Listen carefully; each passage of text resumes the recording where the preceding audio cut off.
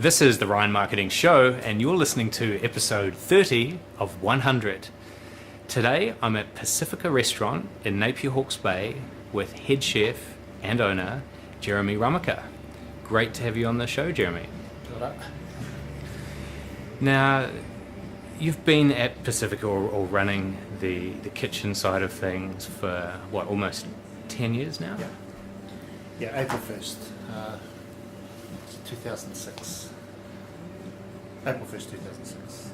2006. So that's a long time in hospitality. How did you know back then that was the right time to start a restaurant? I was in Australia, had been in Australia for a number of years, and so the food scene had moved on rapidly. When I came back to New Zealand, and a lot of people might hate me for this, but the food scene was the same as when I left. When did you leave? It would have been about 1996 maybe. So I arrived back in New Zealand in 2005. 2005. Nothing had changed. It was the same thing, same deal. And so I didn't know I wanted a restaurant of my own at that stage, but it just happened. It came up at that time. Yeah. And how did the naming come about? It was already here. Okay. Yeah. So when I bought the restaurant, it was pretty much exactly the same. The previous owner, Mark Sweet, so his brother was married to the daughter of Peter McIntyre from my hometown, who was a famous artist. And that's, sounds corny, but I recognise some rocks out the back that belong from the river that I was brought up in. Yeah, and then I asked him about them, and it just so happens this weaving was done by my auntie, and there's a whole heap of small connections that I was going, okay. Wow! I need to buy this restaurant. So those little Yeah. points, that serendipity, Yeah. you thought this is meant to be. Yeah. And how did you know in those, the first few months or first couple of years, what you were going to keep from the previous menu versus what you wanted to introduce to Hawke's Bay that you believe was lacking from what you'd seen in Melbourne? I think versatility on ingredients. There's more than two ways of using one ingredient, and that was my first focus. It was my first aim. To introduce New Zealand into these different ways of doing things. First of all, I didn't understand why we were still doing French techniques when we're on the other side of the world. Why aren't we doing our own thing? And that's been a big drive for me. Yeah. Why don't we find our own thing, do our own thing our own way? What are some of those things? Well, once again, it's like a number 8 wire. It's like if you've got imagination, then you've got no boundaries, and it's all about flavors rather than sometimes special techniques that it's old flavors that you bring back, and you try to refine them, but it's still there, but it's still part of New Zealand. Yeah. So, going back to some of those original flavors that you liked when you were growing up. Corned beef. Corned beef was broad beans, which I hated, and I didn't realise until I started cooking why. Why did you hate them? Well, it was the white sauce. White sauce hadn't been cooked out properly. And I didn't realise you don't know that until when I started cooking. And I was going, oh yeah, that's where it is. But you don't want to go home and tell the old lady that, oh, the white sauce was shit. Yeah, you want to be cooked for again. Is a lot of what you do kind of trial and error and experimenting? Yes. Yeah. A lot. Still finding a way, you know. It never ends. And I can spend up to 2 years on one ingredient, focus on it, focus on it, focus on it, push it aside, come back, focus on it, push it aside. Yeah, I've always been that way. In a lot of things that I do, it's like, that's it. I'm going to do that. That's a huge amount of commitment to do that with a single ingredient. Yeah. Have you ever, I guess, when you push it away, is that the time where you're like, right, I'm done with this? No.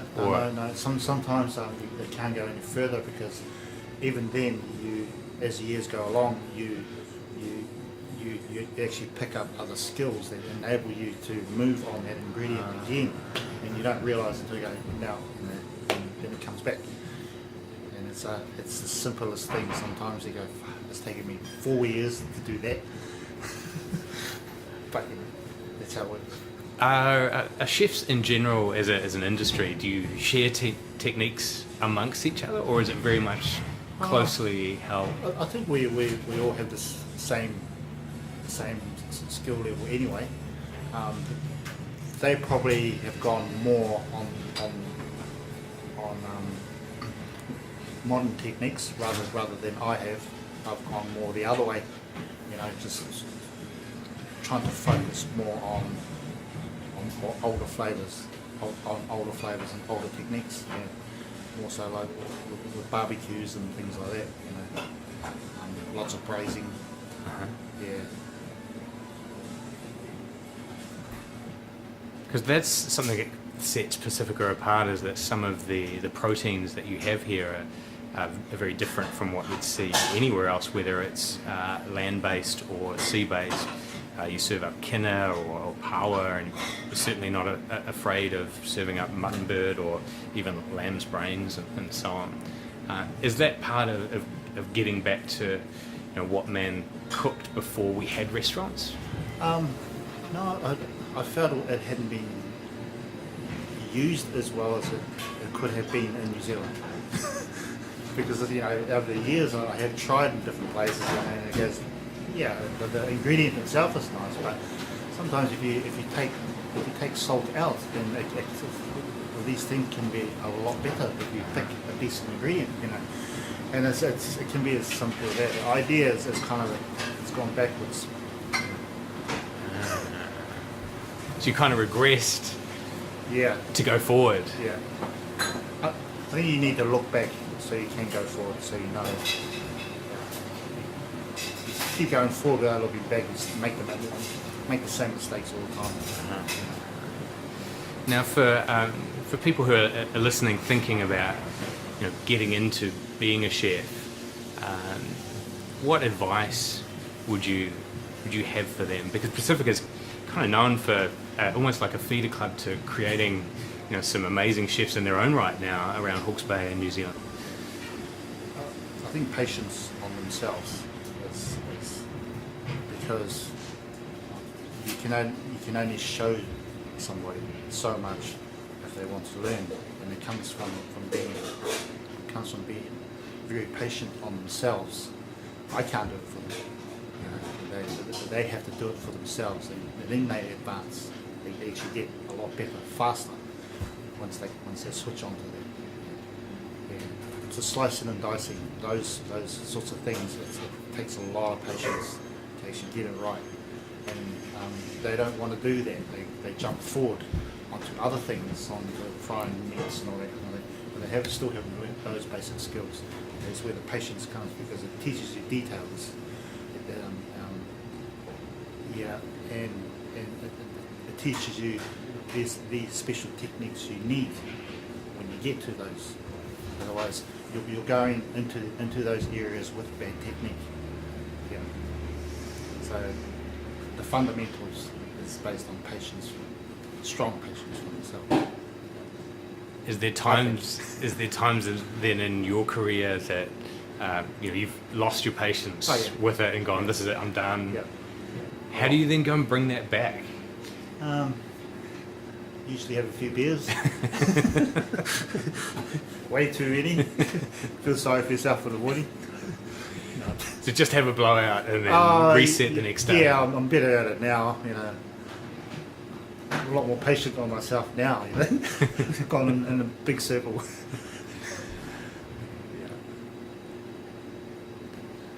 Now, you've just come off the back of quite a big win in the New Zealand hospitality scene with the Best Provincial Restaurant Award from Cuisine, which is kind of the top of the top in New Zealand. Yeah. From what I know about you and from our friendship, kind of awards isn't what drives you. But where does your passion come from? What continually drives you to keep doing this year after year? For me, the whole vision has been for New Zealand. Because we don't have our own cuisine, we don't have our own stamp on things worldwide. We've been learning other techniques from France, from Italy, from China, whatever. It's the whole drive has been for New Zealand, to make the world see that we're okay. We can cook. We can do things. We don't need to be doing French to be on the top end anymore. We can do our own thing. And in the last 10 years, I believe it's shifted that way. There's been a huge shift on younger chefs and some of the older ones as well. We're all realising that they go, hey, what's happening over in the rest of the world? Who cares? We can do whatever we want, whenever we want. And it's a whole attitude thing. It's that Kiwi attitude thing that needs to be. But it all boils down to learning strong techniques and a strong foundation. Yeah. Does that mean then that if that's to be successful, that ultimately there will be chefs from other countries assimilating the New Zealand cuisine way of doing things? That would be success for you if that's instilled. Yeah. And there's a lot of Kiwi chefs that are overseas that are doing so well, doing amazing, and they are introducing a lot of things that we do here into those restaurants as well. So it's spreading. We're doing okay. How much of that goes back to your own ancestors? You grew up in the King Country. Your ancestors on your mum's side are Tūwhare Toa, and on your father's side Ngāpui and Tokerau. Is that something where you're not only preserving the history of your whakapapa, but adding to it for next generations? Yeah, I think for first of all, I've classed myself as being a chef that happens to be Maori, because I didn't want to be labelled as a Maori as the marketing issue. The marketing issue is the food. It's the food. It doesn't matter who's in it. It's about the food. But I just happen to be Maori, and I'm proud to be Maori.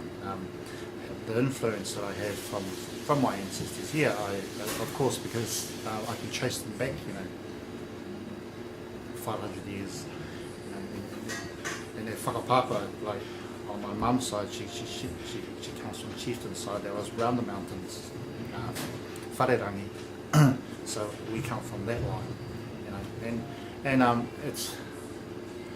it's a gift that I feel that all us Māori kids have been given. It depends how we use it, and in what manner. Everyone has their special role. I'm not saying this is my special role. It could be completely something else after this. I don't know. But in the meantime, we carry on and we try to. I personally try to respect the ingredients I work with, and I think that certainly comes on my part from my ancestors. because when it came to food, it was everything. It was life. You know, it's engraved in us to actually respect food. You know? That's truly amazing because very few restaurant owners or chefs have that to draw on. Yeah. Do you think in the wider Maori business community that more of that should be happening in other industries? I think it's unique to food. I think with Māoris, or I only speak on Māoris, that sometimes they've used that Māori as their marketing point, and it's never been done as well as it should be. It should have been done. That's how I feel. Because I see a few things that's been done. And I was going, it's for the tourist, and they don't know any difference. Yeah. I do. We do. And if you're going to do it properly. Don't do it at all. Uh-huh. Other Māori businesses. I don't know. I can only speak on hospitality, on in terms of cooking. It's for everyone, though. It's not just Māori. You do the best that you can. Doesn't matter if you're Indian or wherever you're from. That comes later. Because they're going to ask you those questions. Where are you from? Mm-hmm. I think that's one of the toughest things for the hospitality segment is that everyone cooks, and some think they can cook. So everyone has an opinion on how you cook or how a restaurant operates. Do you pay much attention to that, or is that kind of like a thing that you all have a bit of a chuckle over? I used to. Yeah. I don't anymore. I just let things go. I think. I concentrate on what I do. I'm a lot happier in there than I am anywhere else. There and there. And so your format's different from many restaurants in that it's degustation focused and only degustation now. Is that right? Yeah. In Hawke's Bay, obviously, it was a huge risk because if I moved on it, if I was doing something like this 10 years ago, I'd be gone within the first year. Wow. Yeah, that's and so I had to be very careful on how the menu was actually structured. Did that mean you had to hold some of the things back Yep. that you wanted to do until? Yeah. Hold back or try and. It's all about wording as well. Really? Yeah, on the menu. Just don't put too many things down. Keep it simple and hidden. Yeah.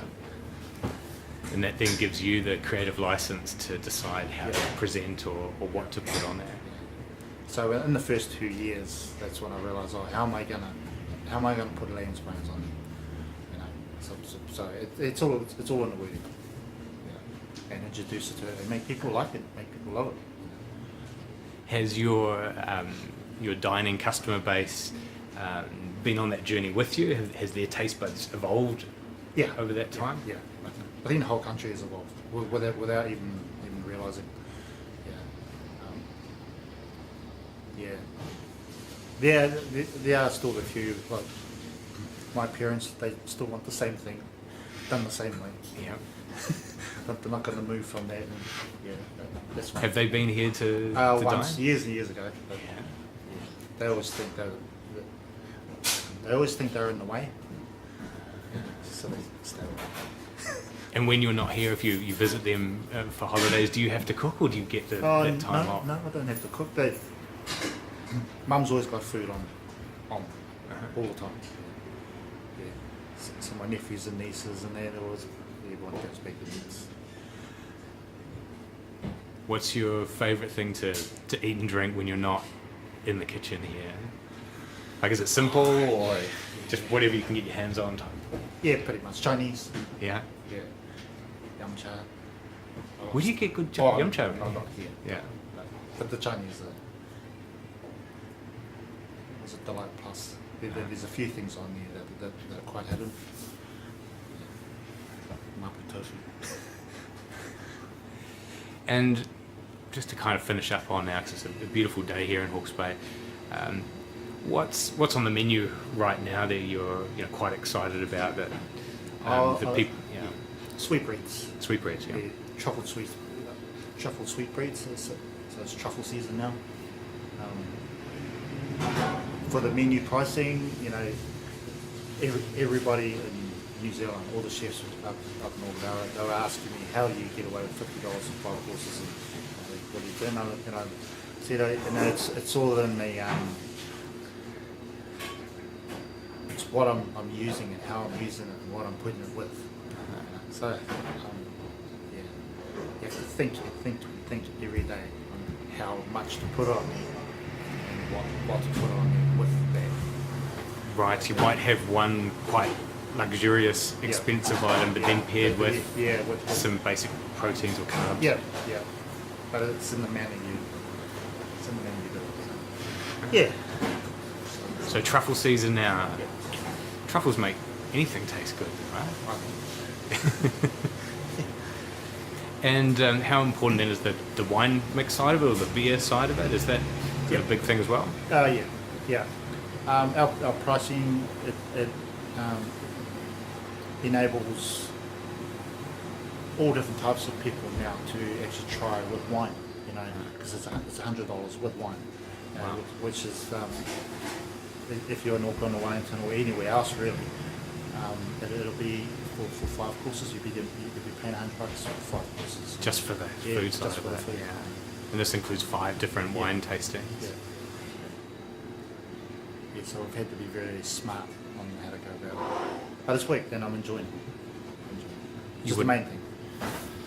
You've got to enjoy the journey. What do you do to relax outside of work?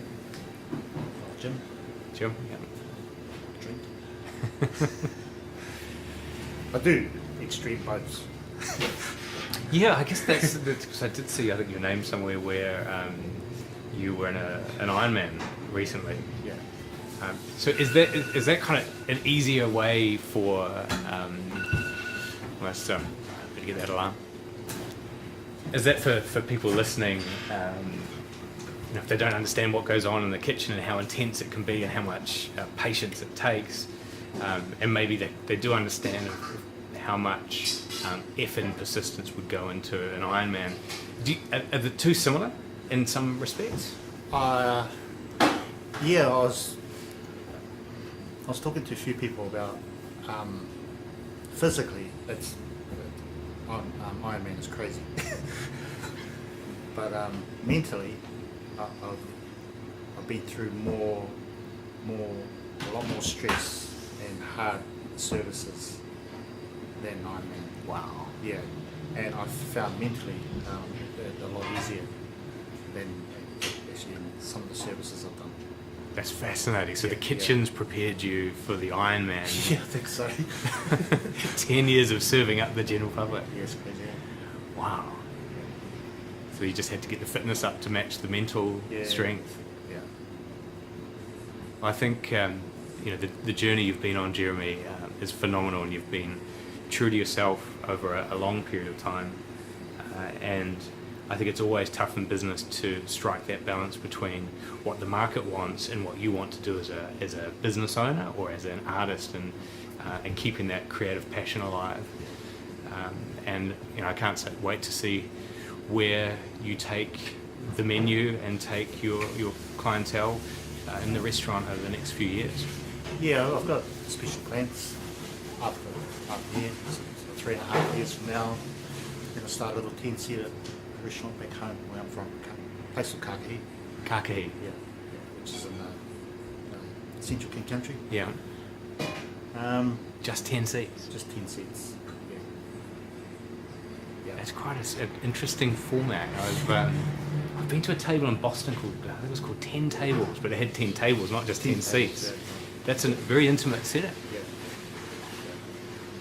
Will you keep Pacifica going as well, or that's will be? So people should really get here while they can and enjoy your cooking in this style while it's here. Yeah, it'll be same sort of thing back home, but I'll probably do 7 courses instead of 5. but we haven't gotten that far. We're trying to go through all the other bits and pieces with the council and all that kind of stuff. So that's the vision 2019, 2020 around there. Just get the ball rolling now. Well, thank you very much for sharing your journey with myself and with the audience. It's fantastic to hear that backstory. And I'll have to book a table here soon and try some of those sweetbreads. Thanks, Jeremy. Thank you. Thanks, Ryan.